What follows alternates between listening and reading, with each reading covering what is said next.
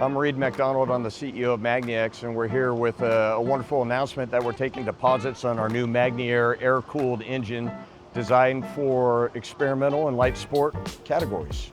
So the great thing about experimental and LSA is you can get this powertrain put on board without having to go through a full type certification process with the FAA. The magniAir that we're doing now is going to provide 235 horsepower peak and 175 constant. And so in that power rating, as you can imagine, it covers a wide range of airplanes. It's very small, it's very compact, it's very light.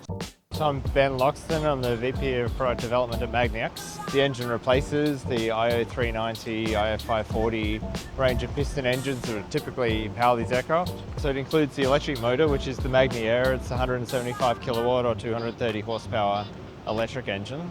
There's a power inverter, which we call the magniDrive, which controls the engine. There's a power distribution unit, which comprises all of the switching, contactors, and circuit protection, and then the batteries themselves.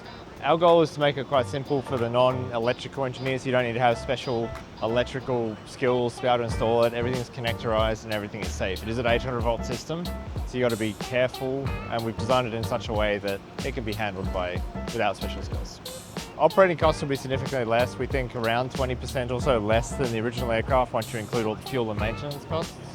The cost of the engine and inverter system will be comparable to the engines that are just replacing the traditional Lycoming engines. The RV-10 should, from a flying perspective, have similar performance. It has similar power. And in fact, electric planes, especially from our experience flying them, they're actually much smoother to fly. They're much closer to a turbine with instant power, higher climb rates, and they're not affected by density, altitude effects or anything like that. Endurance is always the limiting factor with an electric aircraft. We'd expect, flown carefully, that it would have about 2 hours of total endurance once it's got the batteries on board.